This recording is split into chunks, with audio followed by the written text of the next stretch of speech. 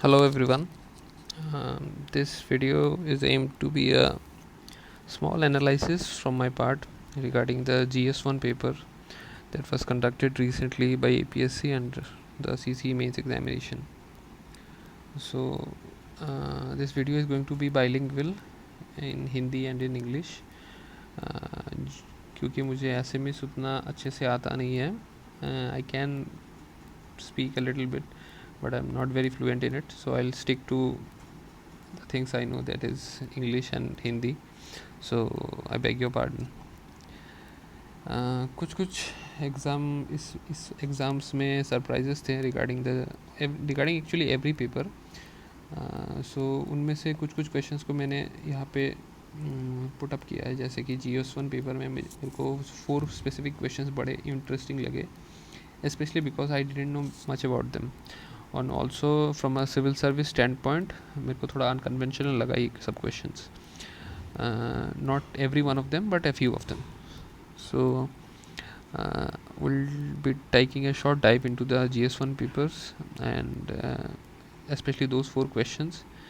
The primary motive of this video is to actually acquaint myself and maybe someone else with the things that I didn't know during the examination. I could have written a better answer if I was equipped with all these points. So for future reference this may be helpful, may not be, but I find all this information to be useful in my preparation. So maybe किसी का थोड़ा information helpful लग जाए किसी को. So bear with me. 4 questions that I am talking about. One was the ecological significance or the ecological mindfulness to address the loss of biodiversity via or through the principles of Buddhism. Everyone knows about Buddhism. हर किसी ने Buddhism पढ़ा हुआ होता है. Indian history का एक मतलब one of the most significant aspects of Indian history pertains to Buddhism. इस हर किसी को पता है ही. But how does that translate into ecological mindfulness? I actually didn't know. 1-2 point से ज़्यादा मैं कुछ लिख नहीं पाया उसके बारे में. So I thought maybe this is a good starting point to revisit the idea of Buddhism from the Indian history standpoint. So I did small research on this. I'll be taking you to that.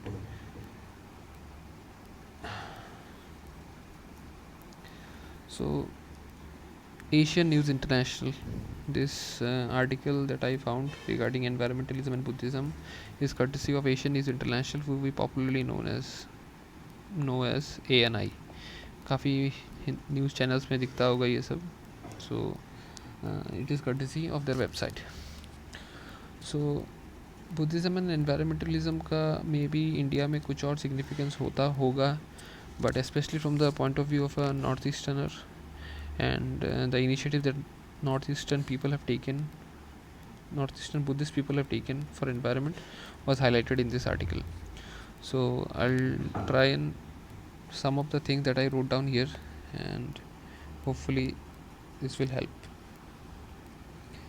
एक छोटा सा एक community है, Buddhist community है, जो कि चालापथार श्यामगांव. Pardon my pronunciation. I'm not a native Assamese speaker, so if I'm butchering the pronunciation, please pardon me. ये एक विलेज है ईस्टर्न असम में, जहाँ पे एक छोटा सा बुद्धिस्ट कम्युनिटी रहता है, who have adopted the nearby forest as a village sanctuary, which is quite interesting. So if I were to know this point before my examination, this could have been mighty helpful. So maybe for future reference this can be helpful in the long run. So another point is that Buddhist monks जो हैं वहाँ पे, they have time and again guarded the forest against illegal logging and poaching. This is one very important point. Again, they have also established a biodiversity park. So हमारा question जो था उसमें लिखा हुआ था कि how do the principles of Buddhism inspire ecological mindfulness to address the loss of biodiversity. So ये एक biodiversity का पॉइंट हमको मिल गया यहाँ पे. Again, they did not stop there, जो डिग्रेडेड और फैलो लैंड हम बोलते हैं जो उनके गांव में था, उनको रीग्रेनिंग किया, made it suitable for agriculture.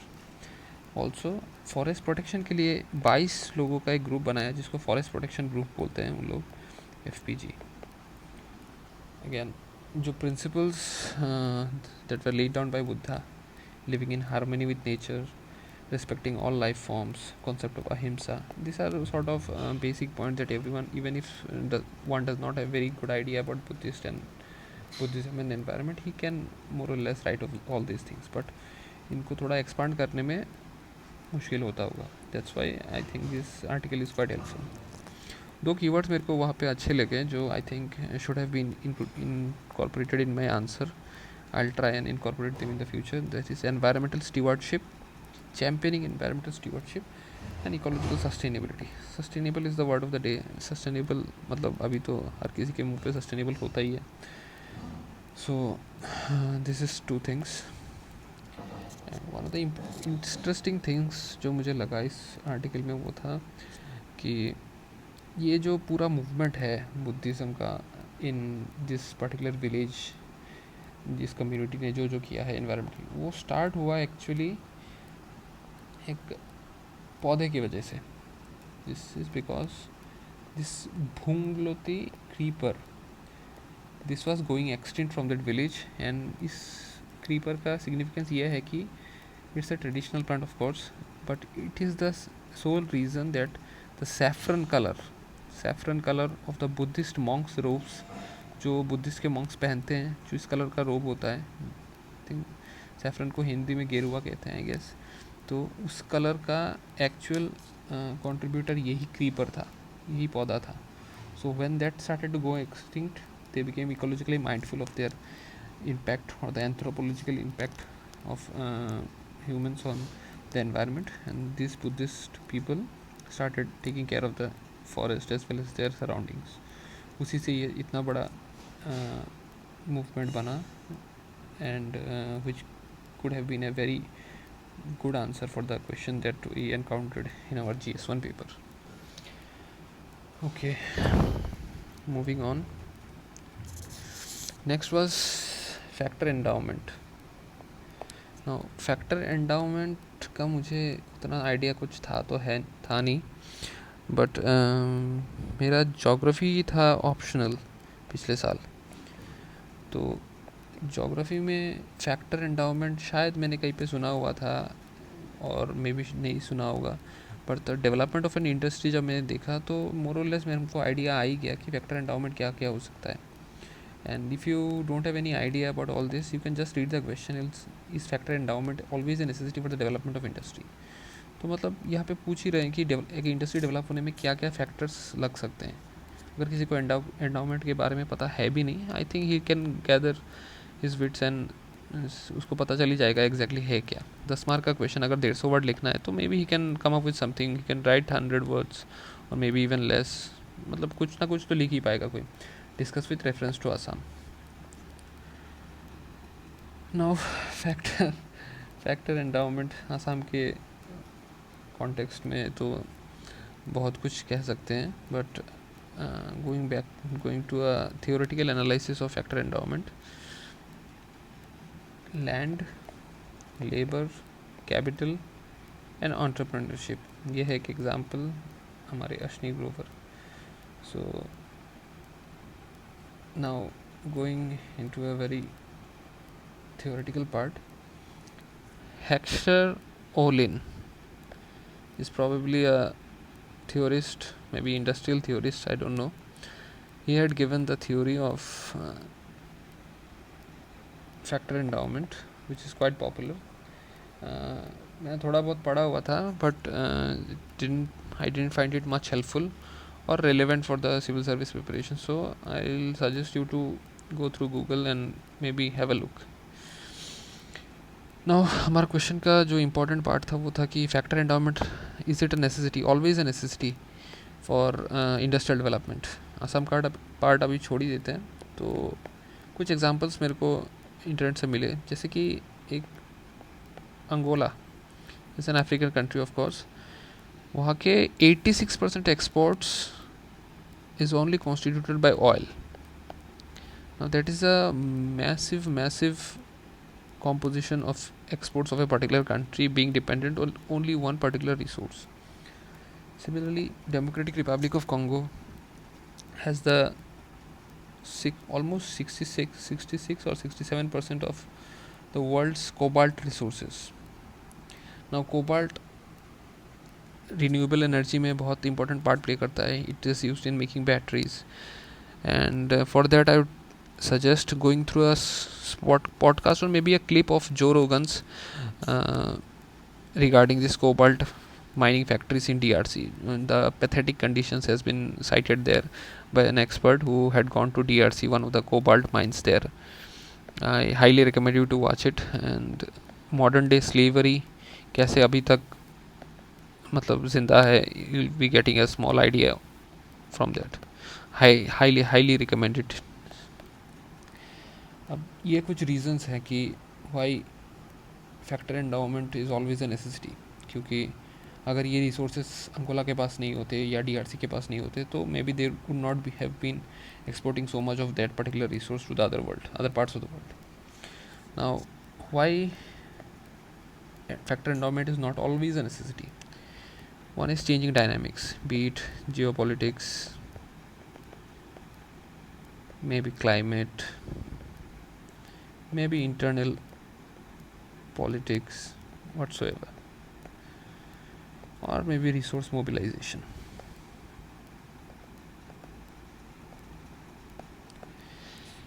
एक इम्पॉर्टेंट फैक्टर है वो है human capital. Human capital if tapped, मतलब ह्यूमन कैपिटल को अगर हम अच्छे से एक्सप्लॉइट कर पाएँ, लाइक इफ़ यू एडुकेशन की तरफ से अगर आप किसी एक कंट्री को ऊपर ले जा सको, then that particular human capital translates into service exports. I'm just taking a small example that can be explained further, but I'm taking a very small example, especially with regards to India. Service exports में we are one of the leading countries in the world. Remittances में सबसे ज़्यादा हमको ही मिलता है. It's close to around if I'm not wrong 77 या 87 billion के ऊपर है शायद. I think that data may be old, it may be further more. So please check. Remittances में हमको सबसे ज़्यादा I think UAE से ही आता है, or maybe from the West Asian countries have a major part to play in our remittances. So remittances से तो पैसा आता ही होगा, RBI भी बहुत खुश हो रहा होगा. Now the question does not stop there. पूछा था कि आसाम में फैक्टर एंडाउमेंट के वजह से कुछ फ़ायदा होता होगा, कुछ हुआ है कि नहीं. So the pictures has it all. Minerals भी है, ऑयल भी है, लेबर भी है, अब सब कुछ है, बट डेवलपमेंट ही नहीं है. One of the primary reasons is centre's apathy, and I will be doing no favours for pointing this out because it's a well known fact. Centre 70 साल से ऊपर हो गए हैं. इंडस्ट्रियल डेवलपमेंट में हमें बहुत बहुत बहुत बहुत ज़्यादा ही पीछे हैं. Centre's apathy has been reducing of late, primarily because and I dare say rise of China. China अगर खड़ा ना होता, the peaceful rise of China, वो खड़ा ना होता तो ना एक्टिस्ट आता ना बाकी कुछ आता. So this is a slightly pessimistic point of view, but it is what it is. So from the point of view of a civil service aspirant, I don't think this is a very good answer, but more can be explained on that, which cannot be done in a single video. So I'll beg your pardon. Now another question that I noticed was number 8.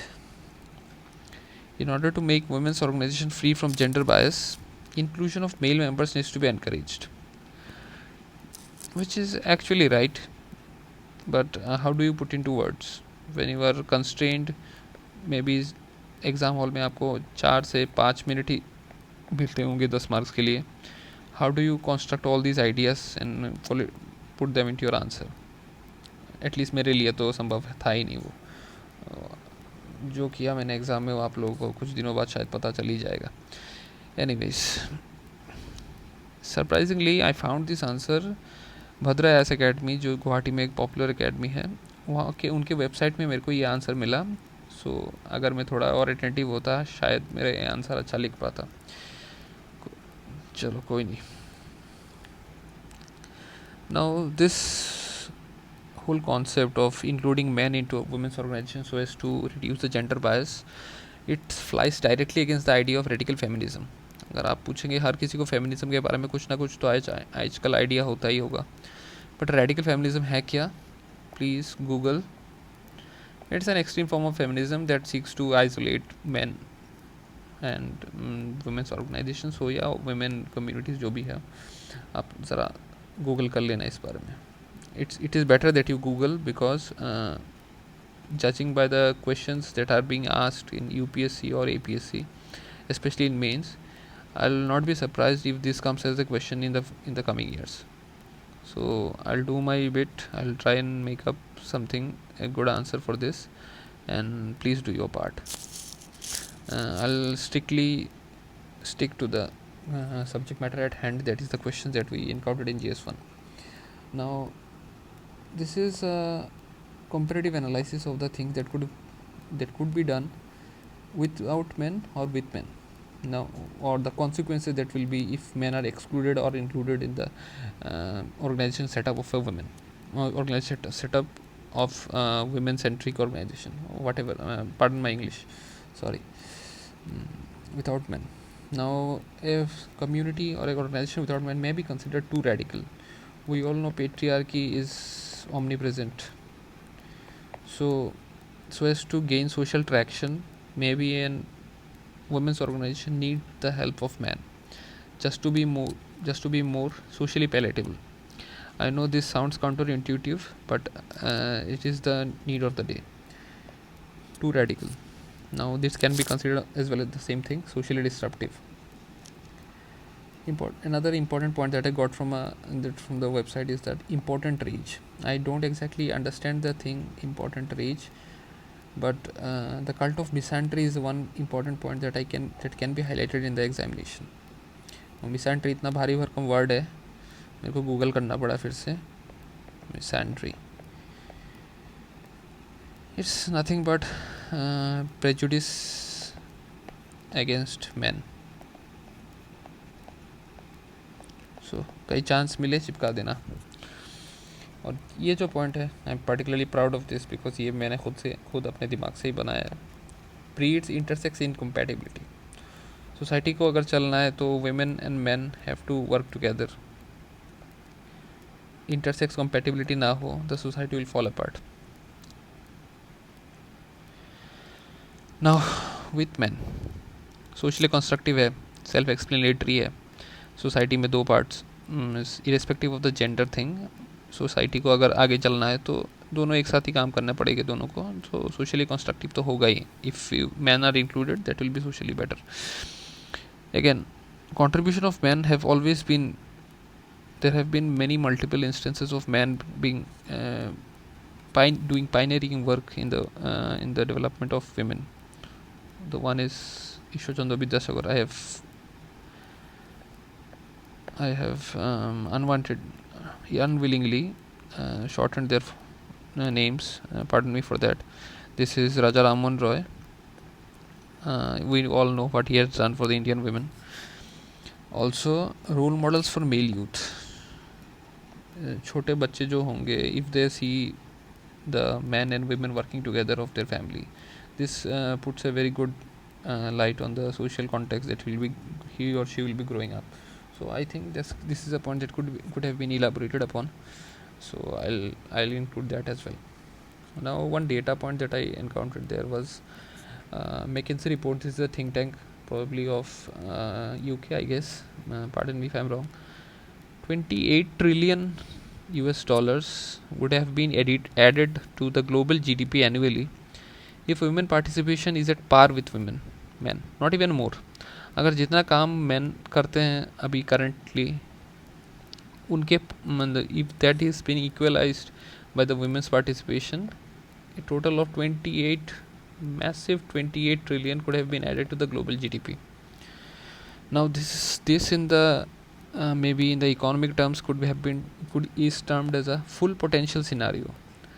Full potential scenario, अगर कहीं chance मिले तो ये भी चिपका देना, क्या पता काम आ जाए कहीं. Full potential scenario sounds very भारी भरकम, शायद एग्जामिनर को भी समझ ना आए. That's the way. Fake it till you make it. Sorry, I don't mean it. Some notable men. One is Muhammad Yunus of Bangladesh. His microloans to women have been pioneering. K. Onler Com, husband of MC Mary Com. We all know who Mary Com is. And if you don't, get a life. And third is one of my favorite, Govinda Bhau. Highly recommended movie. आमदनी 98 खर्चा रुपया. देखा नहीं है तो क्या कर रहे हो यार, कुछ देख लो ढंग का. And the last, big fat wedding. I mean what the hell was that. यहाँ पे हम गवर्नेंस पढ़ रहे थे, वुमेन डेवलपमेंट पढ़ रहे थे, वहाँ पे बिग फैट इंडियन वेडिंग आ रहा था. I know I speak for a lot of my friends. They had the same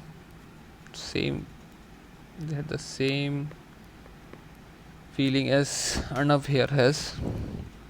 Anyways, self-explanatory. I was clueless in the examination, and I hope you were too. यार मुझे भी पास करना है means,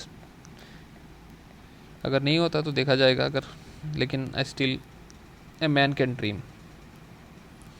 Anyways, this is going to be fun. What I wrote about destination weddings, क्योंकि पता ही है ये जवानी है दीवानी, हर किसी ने देखा ही होगा. एक है थोड़ा इमोशनल कॉन्टेक्स्ट, सोशल ऑब्लिगेशन, लोग क्या कहेंगे,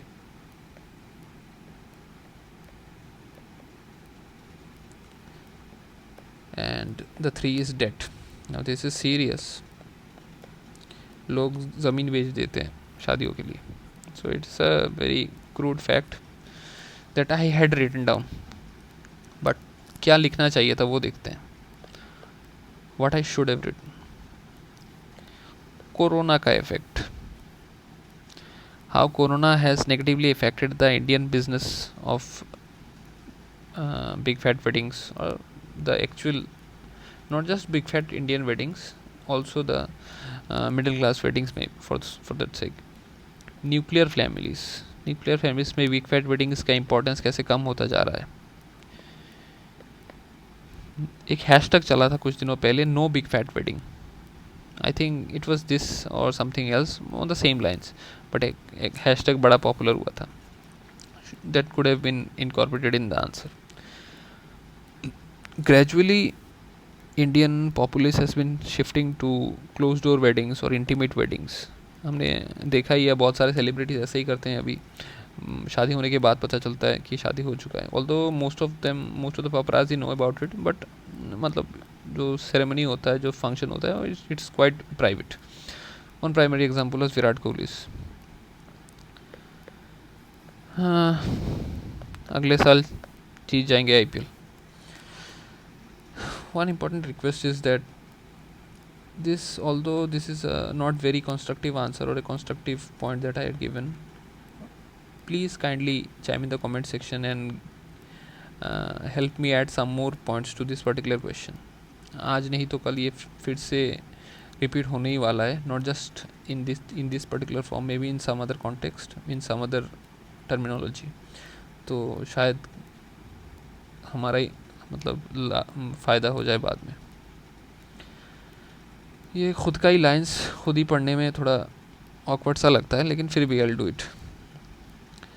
now this video is just a small experiment, as you might have understood by my lack of preparation and my extempore nonsense that I've been going on for the last few minutes. So it's just an experiment. Preparing for civil service is a strenuous and taxing job. I think everyone agrees. One that demands 24/7 attention. हाँ 24/7 attention मैंने ऐसे ही लिख दिया है, मैं खुद नहीं देता इतना, but still it's recommended. 24/7 attention to the contemporary world and its affairs. Okay. Obviously I'm no expert. इतने टाइम में तो पता चल ही गया होगा आपको. And I hope you all take all this info with a grain of salt. Salt कहने के बाद याद आया कि एंजेलिना जोली की एक फिल्म थी सॉल्ट, बड़ी अच्छी फिल्म है. You are recommended to watch it. और थोड़ा कम्युनिटी एंगेजमेंट बढ़ाते हैं. I am kind of bored. Please time in the comment section. कुछ बात करते हैं, थोड़ा प्रेशर, थोड़ा स्ट्रेस बस्टिंग करते हैं. Let's hope for the best और देखते हैं कि आगे. And if you like this type of things, this sort of nonsense content on civil services, क्योंकि एग्ज़ाम तो क्या हुआ है मुझे खुद ही पता है. लेट्स गेट टुगेदर, देखते हैं क्या होता है. Thank you.